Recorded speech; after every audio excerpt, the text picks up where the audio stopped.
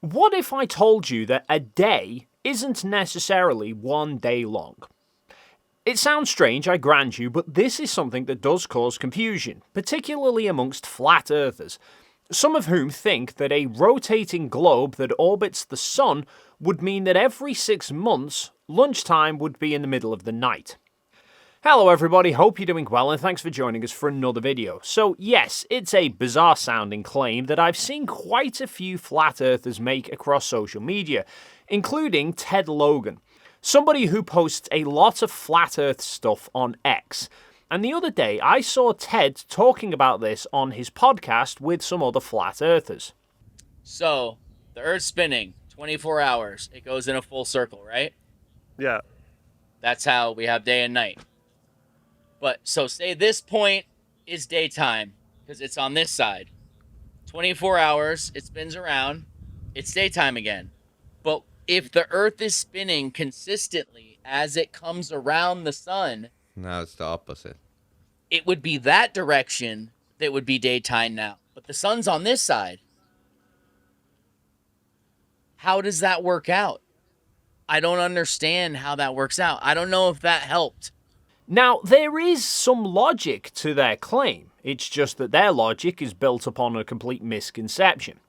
So their idea is that if the Earth rotates once every 24 hours, then after 24 hours, a person on Earth looking into the sky would be looking in the exact same direction.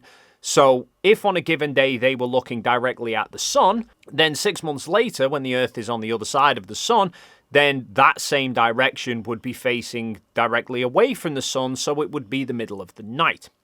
Except what they overlook is there's actually two types of day, a solar day and a sidereal day.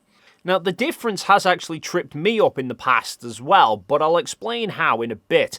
First, let's understand what the difference is between them, and let's take the concept of time out of the equation for a moment and just put ourselves in the position of ancient civilizations. They wanted to come up with a reference for the passage of time, and the most consistent thing that they had is the day-night cycle. They would see the sun appear to rise, gradually rising to a highest point in the sky, then drop back down again before setting.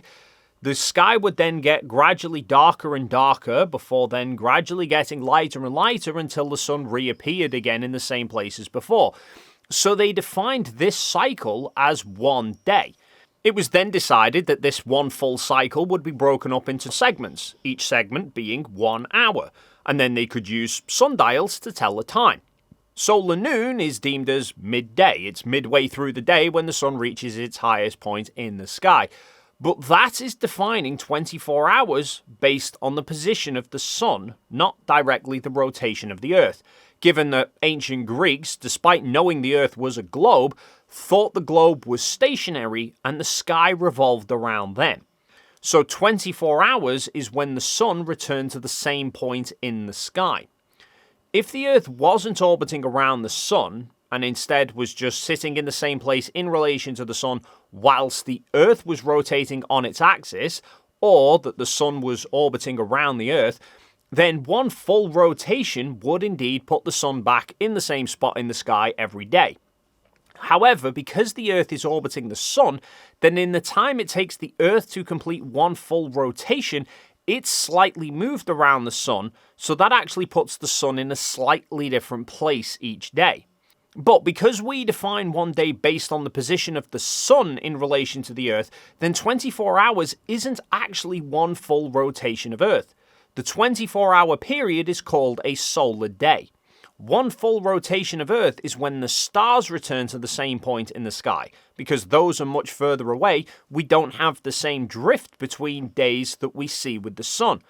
This is called the sidereal day, and it's about 4 minutes shorter than a solar day. Consider it takes 365 days to complete an orbit of the sun, and a full orbit is 360 degrees, so that is roughly 1 degree per day that we move around the sun. So based on a sidereal day, the position of the sun would move by about 1 degree in the sky per day. Earth's rotation of 360 degrees in 24 hours is equal to about 15 degrees each hour, which is how fast the sun appears to move in the sky. 60 minutes for the sun to move 15 degrees is 1 degree every 4 minutes, hence the roughly 4-minute difference in the lengths of a solar versus a sidereal day. Think of the Earth like a clock with an hour hand pointing at the sun. If the sun is orbiting around the clock, at its highest point is noon. One full lap around puts it back at noon. If we use a 24-hour clock, we have 12 as midday, 0 is midnight, 90 degrees from those we'd have 6 and 18. So for somebody standing on the 12, the sun is directly overhead at 12, noon. At 18, the sun goes too far around the clock for them to see. At 0, the sun is at its farthest point away, then it gradually comes back around and comes into view at 6. This is exactly what we see during the equinox for people on the equator. The equinox is when the sun's ground position stays perfectly on the equator. They see the sunrise at 6 a.m. At noon, the sun is directly over the observer's head. Sunset is at 6 p.m., which is 1800 on a 24-hour clock, and the sky reaches its darkest at midnight when the sun is on the complete opposite side of Earth.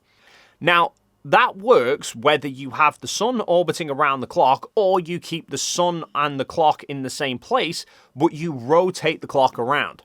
But if you make the clock orbit the sun, this is where you get the problem that after half an orbit, 12 would now be pointing away from the sun and 0 would be pointing at the sun, which would make midday become midnight.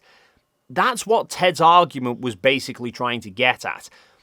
But ancient civilizations were referencing the position of the sun relative to 12, not the movement of the Earth, because they weren't aware of the movement. But to keep the 12 pointing at the sun whilst the clock circles the sun, it needs to slowly rotate as it moves around the sun.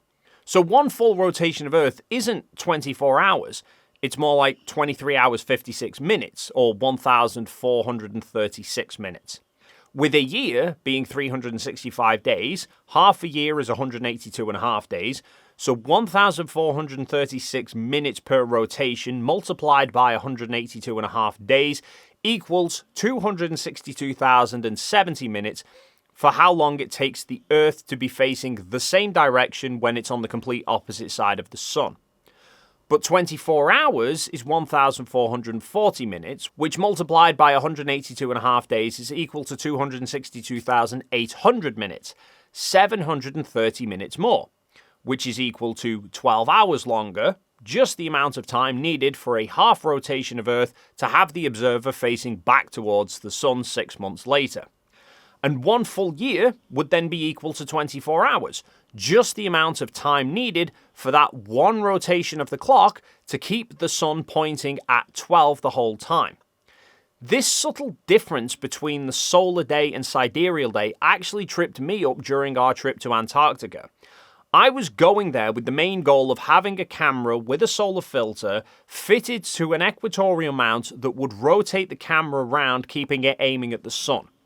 My issue, though, is that typically I use this at night to take long exposures of the stars, and the mount counteracts Earth's rotation, so the camera remains pointing at the same point in space.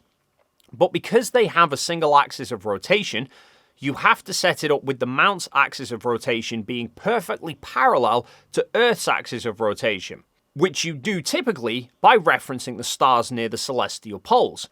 But obviously, in Antarctica in December, the sun doesn't set, so I wouldn't be able to see the stars to align the mount to the celestial pole.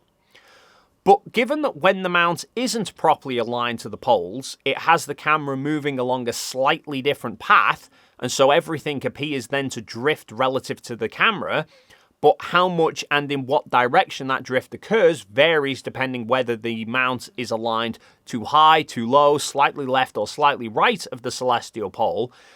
I figured just through trial and error of leaving the camera aiming at the sun for a short period, seeing how much it drifted in what direction, adjusting the mount accordingly, and then repeating the process over and over, I should be able to get the mount aligned close enough for what I needed without actually being able to see the stars. But I didn't want to risk just going to Antarctica with that as a theory and hoping for the best. So because we were in Punta Arenas, Chile for a few days before we flew out, I decided to go out onto the platform outside our hotel and give my theory a test run. But after spending quite a period of time trying to fine-tune the mount in every which way but loose, I still could not get the sun to stay fixed in the viewfinder. It was then that I noticed where the dial on the side of my mount was set to. The EQ mount has a dial which sets the speed that it rotates at. Because it's not a smart tracker, it doesn't know what it's aiming at, it just rotates the camera around at a fixed speed. But what speed you want varies precisely for the reason of different days. Because I always use the mount for shooting the night sky and shooting the stars, I had the dial set to stars, which is the sidereal day. So the mount takes 1,436 minutes to complete one rotation. But I needed it set to the sun setting, which slows the mount down slightly to take that extra 4 minutes per rotation for a solar day. Changing that dial fixed the problem, and then when I took the mount to Antarctica, despite not being able to get a 100% perfect alignment to the celestial pole, which did cause a bit of vertical drift, in fact the whole mount actually shifted throughout the course of the day, it was still able to rotate the camera around at the right speed to keep up with the sun, despite using a different speed than what you would be using if you were tracking the stars. So a day isn't necessarily one day long because it depends if you're using the sun or the stars as a reference. And because the Earth is orbiting around the sun, that reference might be moving, which then distorts everything. We see the same thing with the moon, because the moon is orbiting the Earth whilst we're orbiting the sun, so it takes the moon 27.3 days to complete an orbit of Earth. This is a sidereal month, when the moon aligns back with the distant stars in the night sky. But the phases of the moon are caused by the sun and the moon's position relative to it. We see a full moon when the moon is at its farthest point away from the sun in relation to the Earth, and we see a new moon when it's on the opposite side of its orbit, closest to the sun. But it's not 27.3 days between full moons and new moons, because in that 27.3 days that it takes the moon to complete an orbit of the Earth has moved nearly a 13th of the way on its path around the sun. So the time it takes for the moon to move back around to be either at its closest or farthest points from the sun is actually 29.5 days, called a synodic month or a lunar month. It takes the moon about 53 hours longer for it to align back in relation to the sun than it does to align back in relation to the stars. And that, unfortunately, is the problem with time. It's an entirely human construct, but the universe doesn't have a true reference for it because everything happens at different speeds. Like, we define a day as one cycle of the sun appearing back in the same spot in our sky. So an Earth day is about 24 hours. But one full rotation of the moon takes 600 hours. So one day on the moon is 27 times longer than a day on Earth. 1 year is the time for us to orbit the sun. Hence, 1 year for us is 365 days. Mercury orbits the sun in only 88 Earth days. Yet, because of its slow axial rotation, it takes 176 Earth days to complete one rotation and have the sun back in the same spot in the sky. So if you were living on Mercury, using the sun as your time reference, it would take 3 years to get through 1 day. Ted's misconception here is conflating solar days with sidereal days. He's somewhat overlooking an important part of history with this. We developed our reference of a day based on the position of the sun in the sky long before we knew about Earth's orbit around the sun. As previously mentioned, ancient civilizations knew the Earth was spherical, but they thought that sphere was stationary and the heavens revolved around it. Hence why the ancient Greeks have the statue of Atlas carrying a spherical heavens on his back, not a bowl. And it made sense for them to base everything off the sun since A, they didn't have the equipment at the time to know that we were orbiting the sun, so it's logical for them to think that everything revolved around us. And B, even though they would see that the moon, the sun, and the stars all moved at different rates to each other, so they could have based their time off any of them. You know, they could have based time on the stars. They still could have taken the period of time that it took for the stars to go back to the same spot in the sky and split that into 24 segments and call each segment an hour. That would have made each hour about 10 seconds shorter than what we're used to now. But the sun was the obvious choice for them to use as a reference, since humans are diurnal, the opposite of nocturnal.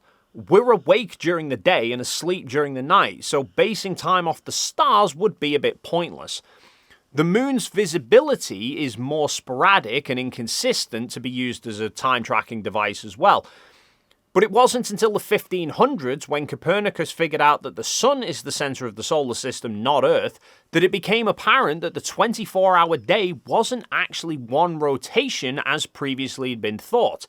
They thought 24 hours was the rotation of the sun around the Earth.